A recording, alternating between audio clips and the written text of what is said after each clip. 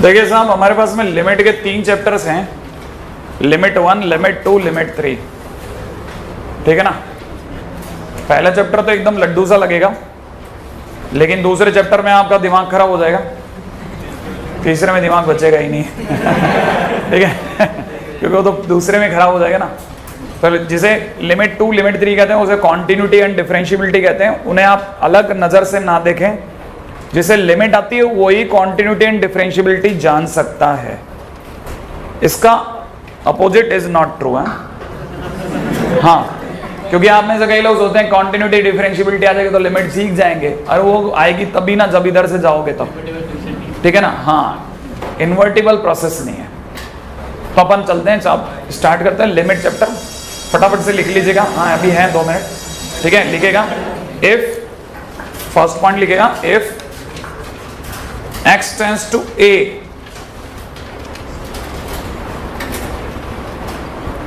gives fx tends to m. If x tends to a gives fx tends to m, then it is represented by limit x tends to a fx equal to m.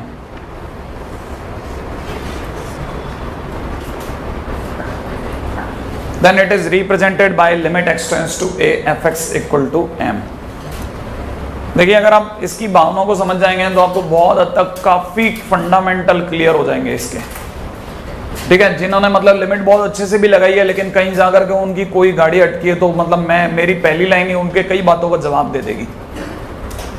बस आपको सिर्फ ये सोच के जवाब देना है कि इसे पढ़ते कैसे हैं, और इसका मतलब क्या होता है। x a की ओर जा रहा है, x के a की ओर जाने से फंक्शन m की ओर जा रहा है। अच्छा, x अगर a की ओर जा रहा है माने x a तक पहुंचा नहीं है, तो फंक्शन भी m तक पहुंचा नहीं है। ये बात आपको भी समझ में आती है, मुझे भी समझ में आती है। लेकिन अगर फंक्शन m तक नहीं पहुंचा तो फिर इक्वल टू कैसे लग गया। अभी तो आपने फंक्शन को इक्वल कर दिया, वहां तो ऊपर टेंस लेके बैठे थे।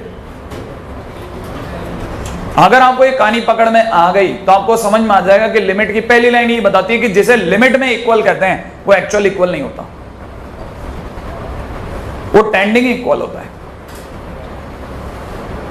क्योंकि ऑलरेडी टेंडिंग इक्वल को हमने इक्वल लिखा है, तो जब तक ये limit x tends to a लिखा है ये ओरिजिनल इक्वल नहीं है, ये टेंडिंग इक्वल है। आप कहानी पकड़ गए या नहीं पकड़े? इसका मतलब इसकी कहानी की थ्योरी ही झूठ पर है। समझ गया? ये इसने, और ये सच्चा आदमी है क्योंकि इसने अपनी पहली बात ये बोली कि तुम समझ के चलना, जो मैं जब मैं कहूं ना कि हाँ मैं इसके साथ हूं तो मैं उसके साथ नहीं हूं। इसका मतलब वो सच्चा आदमी है, आप समझो। ठीक है ना। अच्छा, पॉइंट नंबर 2, ये आपको कहानी पकड़ में आ गई। ठीक है, पॉइंट नंबर 2 क्या है? पॉइंट नंबर 2 ये है कि x टेंड्स टू a, लिखते हैं अपन, हाँ या ना। x टेंड्स टू a का मतलब x a की ओर जा रहा है। इसका मतलब a रुका हुआ है या दोनों जा रहे हैं? a रुका हुआ है और x a की ओर जा रहा है, हाँ या ना। अब आप एक छोटी सी बात सोच लो कि x अगर a की ओर जा रहा है तो इसका मतलब x जाएगा कहां से? x एक्सिस से।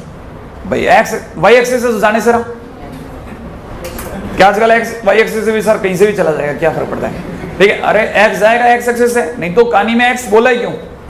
इसका मतलब ये कि x के पास में जाने का सिर्फ एक ही रास्ता है, x एक्सिस चल भाई। और इसका मतलब a भी x एक्सिस पे कहीं है, नहीं तो ये जाएगा कैसे?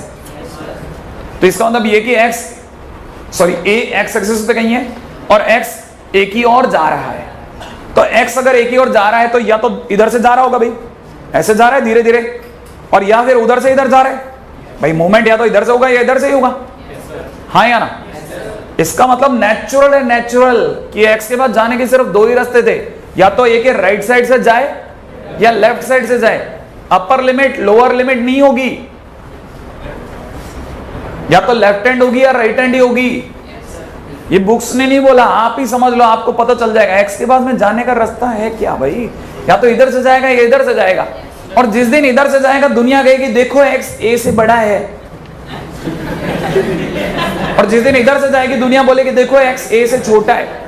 इसीलिए दुनिया LHL के टाइम पे A माइनस एच और RHL के टाइम पे A प्लस एच रखवाती है। इसमें क्या गलत कर रही है? तो आपको ये पता होना चाहिए कि गलत तो कुछ है ही नहीं, मेरे को रटना क्या है। इसके बाद बेचारे चॉइस ही दो है, इधर जाएगा तो प्लस हो जाएगा, इधर जाएगा माइनस हो जाएगा। इसका मतलब दो बातें समझ में आई।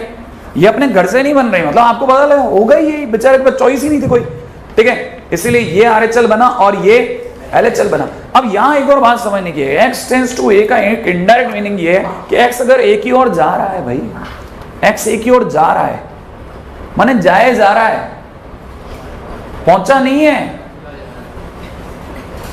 आप समझ गए बात को? x अगर a की ओर जा रहा है इसका मतलब x पहुंचा नहीं है, क्योंकि x अगर a की ओर पहुंच गया तो फिर लिमिट किस बात की? फिर तो x is equal to a लगा ले भाई।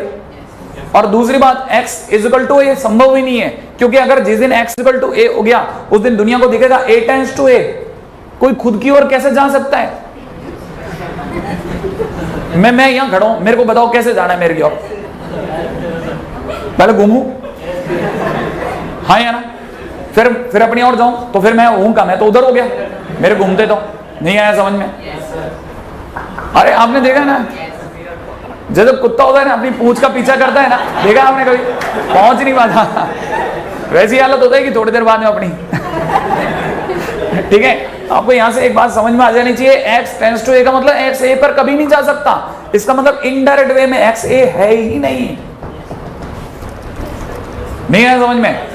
इस चीज का जो फायदा है वो यहां नहीं मिलेगा, हमको उल्टा मिलेगा। x not equal to a आप कहां देखोगे? इस चैप्टर में कहीं नहीं देखोगे कॉन्टिन्यूटी में। वहां जहां कॉन्टिन्यूटी में जहां नॉट इक्वल टू a लिखा होगा ना, वहां आपको x टेंड्स टू a लेना है। नहीं आया समझ में? ये सारे इंटरलिंक्ड हैं, ये सब एक दूसरे से मर्ज्ड हैं, ठीक है ना। इसलिए कई books limit, continuity and differentiability करके चैप्टर बनाती हैं, क्योंकि ये सब एक ही हैं। समझ में आया? चलिए बाकी बातें अपन अब आने वाले टाइम में करते हैं।